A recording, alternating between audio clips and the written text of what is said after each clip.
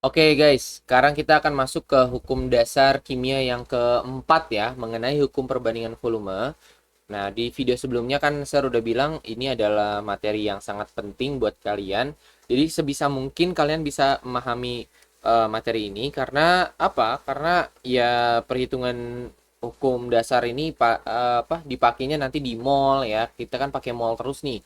Jadi ada perbandingan koefisien, perbandingan mol. Nah, sama di sini juga perbandingan koefisien sama dengan perbandingan volume. Kalau misalnya semuanya wujudnya gas ya. Nah, jadi kita lihat aja. Ini adalah target hari ini ya. Kalian diminta untuk bisa memahami sifat, menyebutkan bunyi, ya, hukum perbandingan, menggunakan perbandingan koefisien dan menentukan rumus molekul gas yang belum diketahui berdasarkan data volumenya. Jadi ini penting buat kalian ya bagi yang suka kimia dan pengen jurusannya kimia nanti di kelas 11. Oke. Nah, jadi kita lihat di sini ada judulnya adalah di dunia gas 2 tambah satu tidak selalu 3. Nah, jadi ingat ya, kalau perbandingan massa itu kita akan make yang namanya hukum kekekalan massa atau Lavoisier. Nah, ini kalau apa? Kalau satuannya kita pakai massa. Tapi kalau pakai volume itu nggak berlaku ya. Sebenarnya bukan nggak berlaku sih, lebih tepatnya adalah berbeda sudut pandang gitu ya. Jadi kalau kita pakai volume, nah kita kan pakai satunya liter dan liter itu berbeda sama massa ya. Nah, di sini kita lihat ada fakta eksperimen pembentukan air. Jadi kalau ada 2 liter gas hidrogen ditambah 1 liter gas oksigen, harusnya terbentuknya 3 kan kalau hukum Lavoisier ya. Itu kalau pakai massa ya, 2 gram ditambah 1 gram menghasilkan 3 gram gitu ya. Tapi ingat kita harus pakai hukum perbandingan tetap pros ya. Nah, apakah resepnya 2 tambah satu sama dengan 3 atau 1:8? Kemarin kan 1:8 kan hidrogen sama oksigen.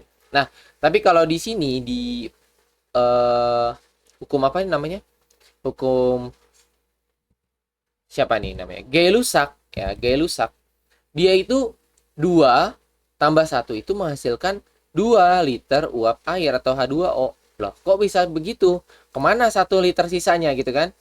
Kok apakah hilang gitu atau bagaimana ya? Nah, di sini kita lihat analisis logikanya berbeda dengan perhitungan massa padat.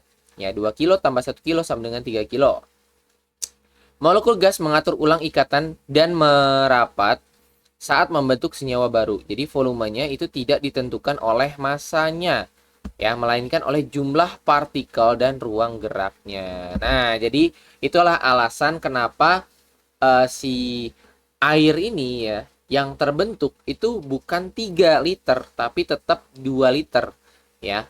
Nah, inilah yang dicoba dipetakan oleh Bapak Gay-Lussac ya, dibuat suatu persamaan gimana sih ya eh hubungannya, keterkaitannya. Nah, maka dari itu di sini Bapak Gay-Lussac membuat suatu teori ya yang atau hukum, nah di mana pada suhu dan tekanan yang sama ya, suhu itu T atau temperatur, P itu adalah P atau pressure, volume gas yang bereaksi dan volume gas-gas hasil reaksi ini berbanding sebagai bilangan bulat yang sederhana. Jadi ada perbandingannya ya. Nah, ada syaratnya. Yang pertama hanya berlaku untuk gas. Jadi semua reaksinya adalah gas ya. Semua fasenya adalah gas ya, adalah gas. Jadi semua fasenya adalah gas. Nah, syarat kedua adalah suhu dan tekanan itu adalah tetap ya. Pada T dan P tetap. Nah, jika kedua syarat di atas terpenuhi, angka perbandingan akan selalu berupa bilangan bulat yang utuh ya. Tidak ada perhitungan desimal seperti 1,5 berbanding 3,1 itu nggak mungkin ya. Biasanya kita pakainya adalah bilangan bulat. Atau kalau pecahan juga nggak mungkin ya. Makanya kemarin waktu persamaan reaksi Sir minta kalian jangan pakai pecahan ya. Misalnya ada 2/3 O2 gitu kan kemarin. Nah, jangan pakai pecahan. Sir minta kalian ubah jadi bilangan bulat. Nah, kenapa? Ya karena di kimia itu biasanya kita pakai bilangan bulat ya untuk membandingkannya. Kalau perbandingannya nanti pakai pecahan, kalian pusing sendiri nanti ya. Seperti itu. Nah, jadi ini adalah rumusnya ya. Jadi koefisien yang bereaksi itu akan sama dengan volume gas. Jadi ini adalah golden rule-nya. Koefisien yang bereaksi itu akan sama dengan volume gas. Jadi kalian tahu kan koefisien adalah angka yang ada di depan. Contohnya misalnya ada 2A ditambah B menjadi 5C gitu ya. Atau 5AB deh. 5AB. Nah, kayak gitu. Nah, kalau kalian lihat di sini AB-nya harus sama ya jumlahnya ya. A-nya ada 2, di sini ada 5 berarti di sini ini 2 AB. Kalau di sini ada 1, ada 5 berarti anggaplah di sini ada 5 lah ya. 5 atau 10 deh, 10B ini B2. Nah, A2 B2. Nah, jadi kalau di Gay-Lussac kalian harus menyetarakan reaksinya dulu. Kenapa? Karena kita udah pakai koefisien ya. Jadi kalau ada A5 ditambah 10B menjadi 5A2B2. Nah, itu yang akan kalian lihat adalah koefisiennya nih. Masing-masingnya 2, 10, 5. Jadi intinya di sini kalau ada 2 liter gas A5, pasti dia akan bereaksi dengan 10 liter gas B yang menghasilkan apa? 5 liter gas A2B2. Jadi yang dilihat adalah perbandingan koefisiennya ya. Kalau di sini perbandingannya ya seperti itu. Atau bisa juga nih kalau di sini 4 liter, di sini berarti 20 liter, di sini berarti 10 liter. Kayak gitu ya. Jadi itu adalah perbandingan volume sama dengan perbandingan koefisiennya. Dan berlaku kelipatan. Namanya perbandingan kan berlaku kelipatan. Sama kayak hukum Prost dan juga tadi ya yang John Dalton di video sebelumnya ya. Nah, ini adalah syarat mutlaknya atau syarat wajibnya adalah kalian harus setara dulu reaksinya ya. Makanya di video sebelumnya atau di materi persamaan reaksi ya, kalian diminta untuk menyetarakan reaksi. Nah, gunanya buat apa ya di sini ngerjainnya. Jadi kemarin itu cuma latihan aja. Nah, ini adalah materi di sini adalah contoh kasusnya ya yang nantinya kalian akan lakukan di mana di lapangan ketika kalian kerjanya di pabrik misalnya nanti atau di lab. Nah, inilah yang menjadi dasar-dasar perhitungan yang harus kalian gunakan. Oke. Nah, biasanya ada rumus cepat ya. Volume yang ditanya itu akan sama dengan koefisien yang ditanya per koefisien yang diketahui dikali volume yang diketahui. Contohnya misalnya kita nggak tahu nih di sini angkanya berapa ya. Kita tahu 10 itu 20 nih misalnya. Oh, berarti koefisien yang ditanya itu adalah 5 per koefisien yang diketahui itu adalah 10 di sini. 10 dikali sama 20 ya, yang itu volume yang diketahui. Nah, ini kalau dicoret-coret jadinya adalah 10 liter. Sama aja kan kayak tadi ya. Ini kalau kalian pengen pakai rumus. Kalau nggak pakai rumus ya pakai lihat aja perbandingannya seperti apa ya. Seperti itu. 2 kalinya kah, 3 kalinya kah, 4 kalinya kah? Seperti itu. Oke. Ini adalah catatan. Jadi jika koefisiennya 2, anggap saja volumenya 2 liter. Jika koefisiennya 3, anggap aja 3 liter. Kayak gitu ya. Seperti itu. Nah, ini adalah contoh aplikasi rumusnya. Jadi kalau misalnya kalian lihat persamaan reaksinya, ada N2 ditambah 3H2 menjadi 2NH3.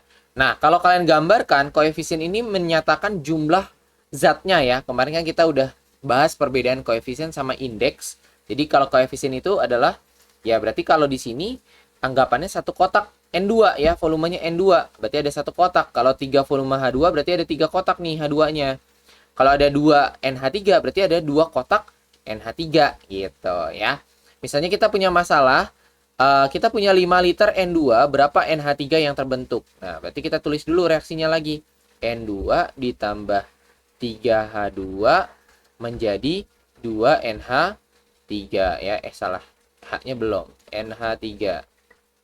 Nah, di sini kita punya 5 liter N2, berarti kita di sini punya 5 liter. Nah, yang ditanya adalah berapa NH3 yang terbentuk. Nah, kita lihat aja. Di sini kan koefisiennya 1 ya. Karena kalau koefisien 1 itu nggak usah ditulis apa-apa. Maka kalau yang ditanya NH3, lihat aja koefisiennya itu angkanya angka 2 di sini ya. Berarti kalau 1 itu adalah 5.000, kalau 2 kue berapa? Nah, biasanya menganalogikan dengan kue. Kalau satu kue harganya 5.000, berarti dua kue harganya ya pasti 10.000 atau kita sebut 10 liter. Seperti itu ya. Nah, makanya di sini dapat langsung hasilnya 10 liter. Atau kalian mau pakai rumus yang tadi juga bisa. Koefisien yang ditanya itu 2 dibagi koefisien yang diketahui adalah 1 dikali sama volume yang diketahui yaitu 5. Hasilnya adalah 10 liter juga sama. Gitu ya.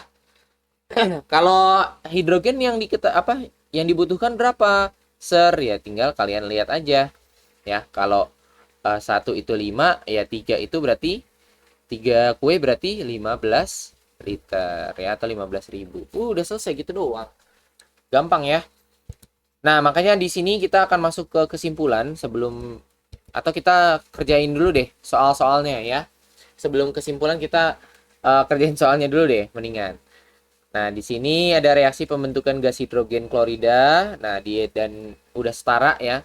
Kita tulis dulu lagi di atas ini H2 ditambah Cl2 menjadi 2HCl gitu ya.